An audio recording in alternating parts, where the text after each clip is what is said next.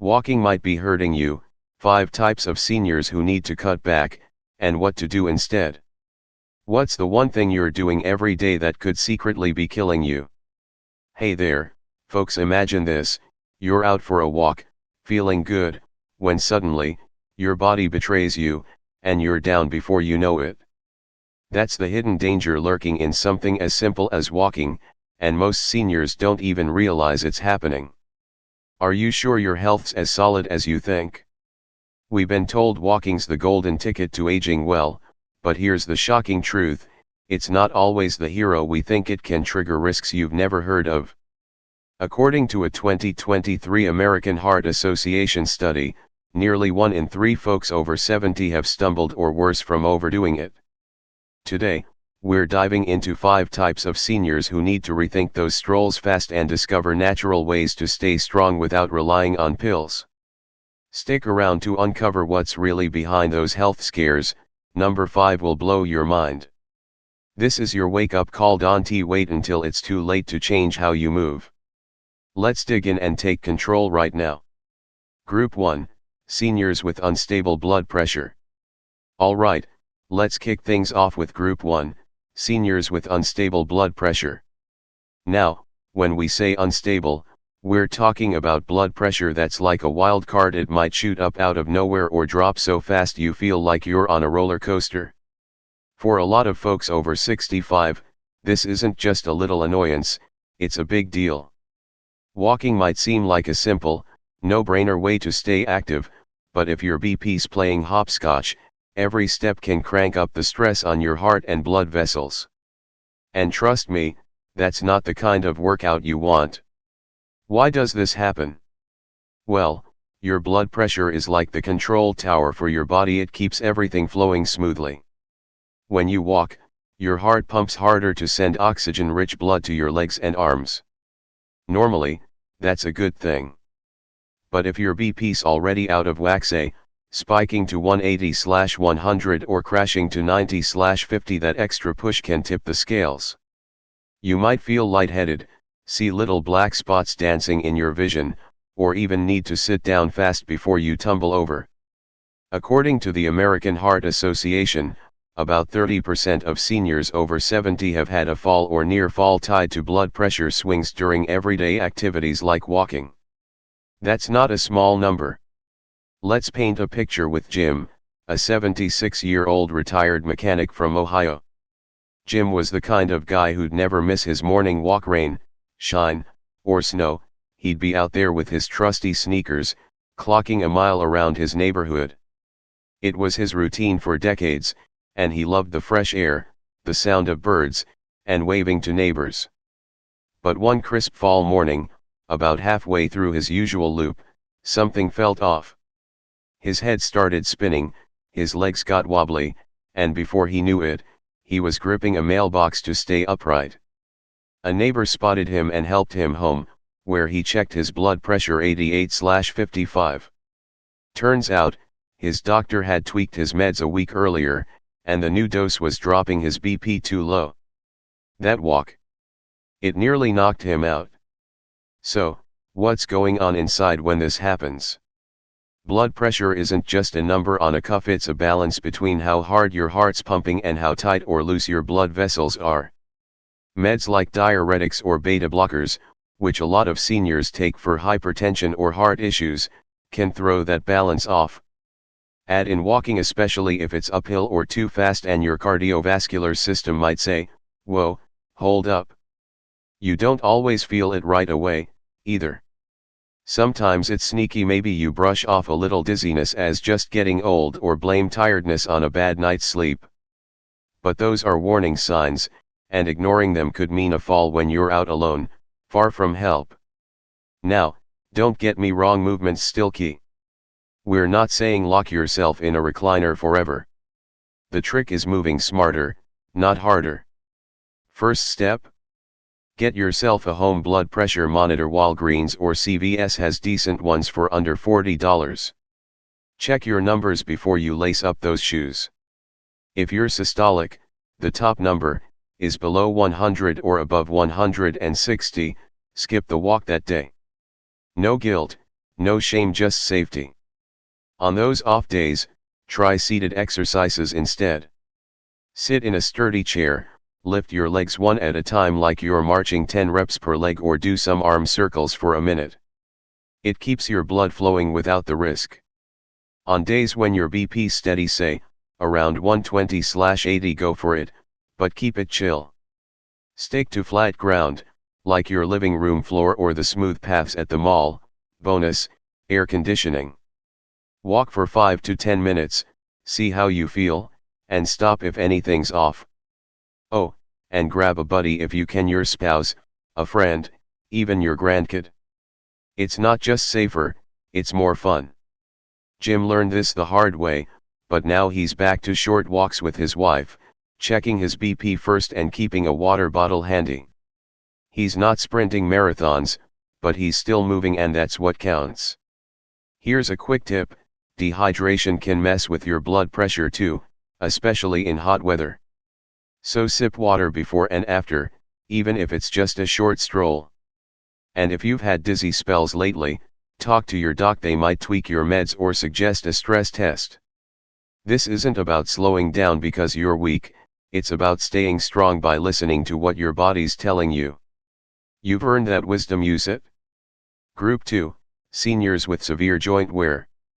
Next up, Group 2, Seniors with Severe Joint Wear. We're talking knees that creak like old floorboards, hips that ache when you stand too long, or a lower back that feels like it's staging a protest. If you've got advanced arthritis, or what docs call bone-on-bone wear, the cartilage cushion in your joints is basically gone. Walking long distances or on hard surfaces like sidewalks can turn a good habit into a painful mistake. It's not just discomfort, it's damage you might not bounce back from.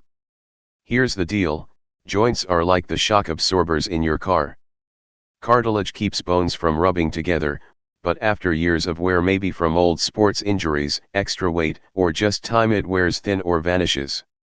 When that happens, every step is bone grinding on bone, sending little SOS signals to your brain as pain, swelling, or stiffness.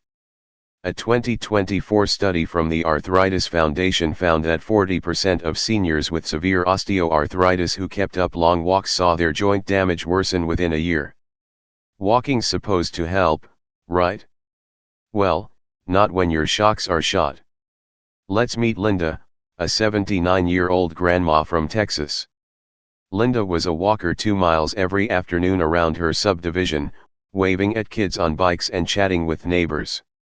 She'd ice her knees at night, sure, but she figured that was normal for her age. Gotta keep moving, she'd tell herself. Then one day, the pain got sharp like knives in her knees and she could barely climb the stairs. Her doctor pulled up X-rays, and there it was, severe osteoarthritis, with almost no cartilage left. Those walks she loved?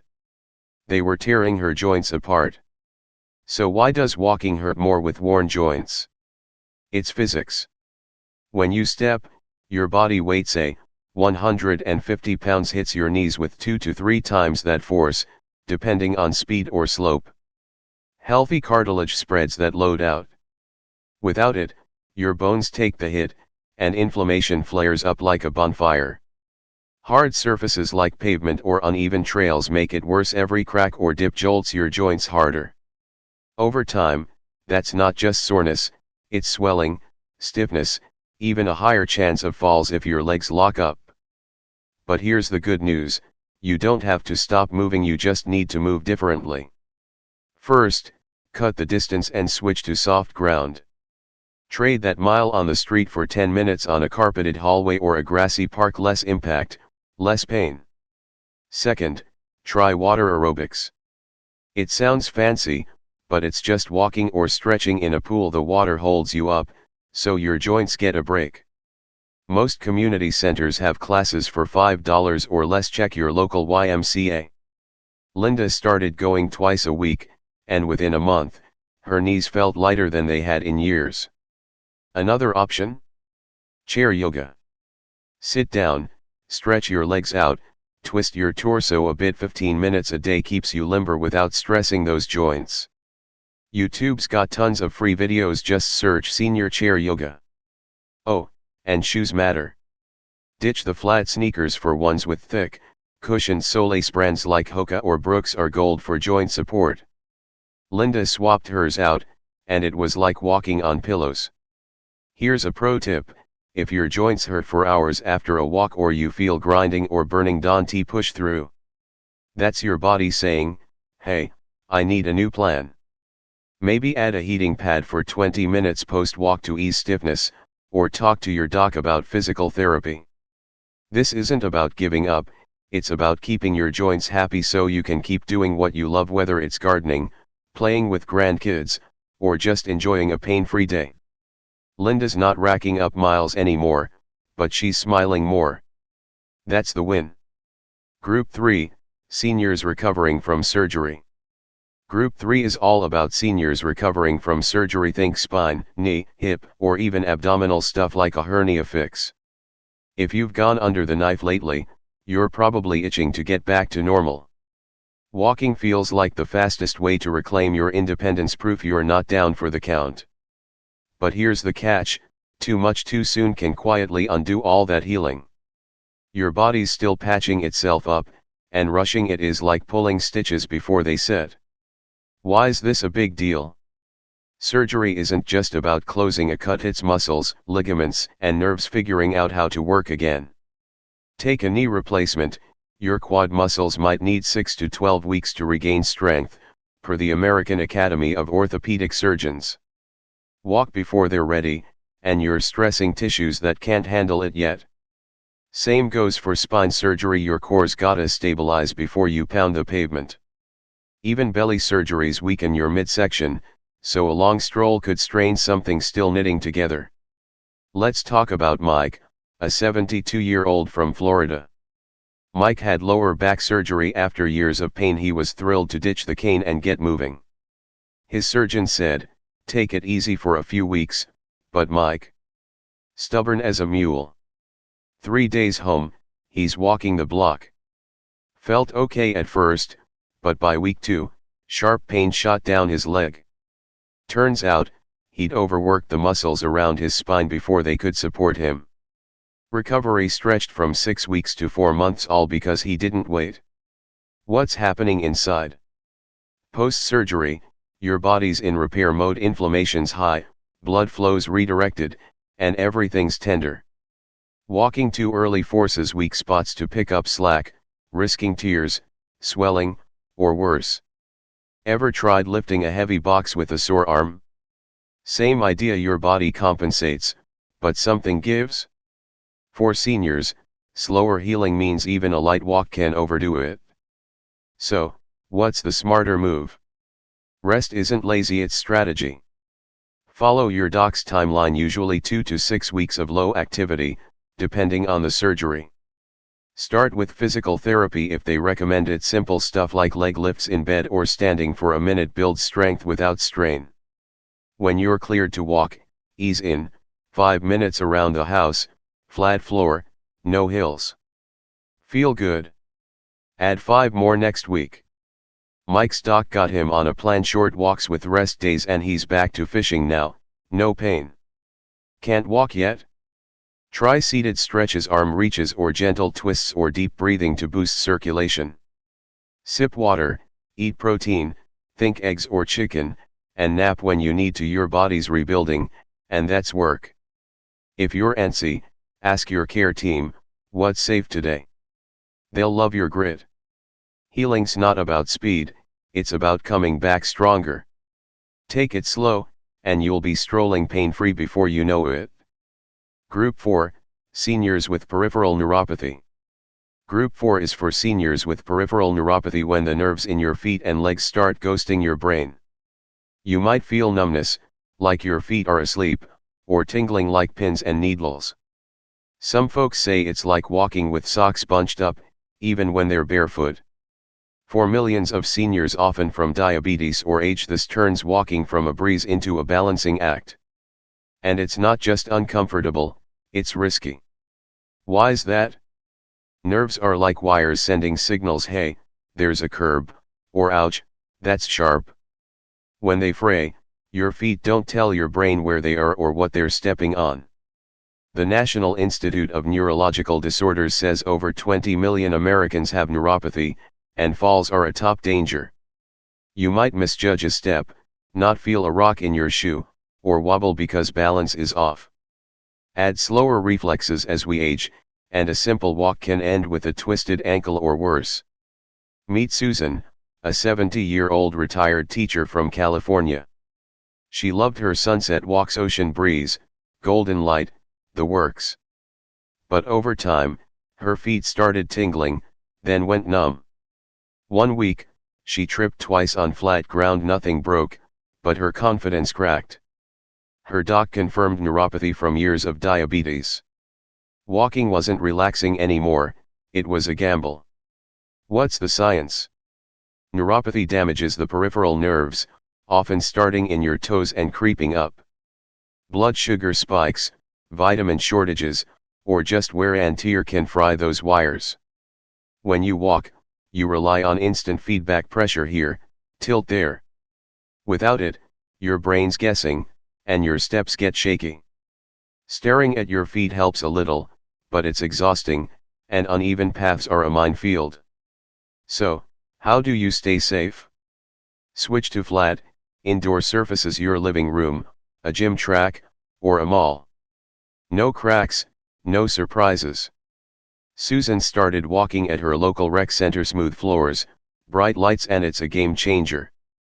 Add ankle exercises: sit, tap your toes 10 times per foot, or roll your ankles in circles. It wakes up those muscles. Shoes matter too. Get ones with a wide base and good grip, like Merrell or New Balance. A cane's not a defeat, it's a sidekick. Susan uses one now and feels steadier. Pro tip: check your feet daily. Numbness hides cuts or blisters, so peek after every walk. If you're shaky or tripping more, see your doc. They might suggest nerve meds or a balance class.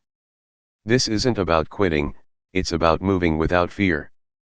Susan's walks are shorter now, but she's back to enjoying sunsets safely. You can too. Group 5, Seniors with Mystery Fatigue or Breathlessness. Last up, Group 5, Seniors with Mystery Fatigue or Breathlessness. You know the feeling: legs like concrete, chest tight, or you're huffing after a block when you used to cruise a mile. If a short walk wipes you out or you're winded way too fast, don't chalk it up to just aging. It might be your heart, lungs, or blood saying, "Hey, check me out." Ignoring it won't make it go away, but catching it could save you. What's behind this? Fatigue that lingers or breathlessness that hits quick can signal big stuff: heart failure, COPD, atrial fibrillation, or silent anemia. The Cleveland Clinic says 1 in 5 seniors over 75 has an undiagnosed heart issue, and walking's often the first clue. Your body's not being dramatic, it's dropping hints. When your heart can't pump enough, your lungs can't grab oxygen, or your blood's low on iron, a stroll feels like a marathon. Take George, an 81-year-old from Michigan.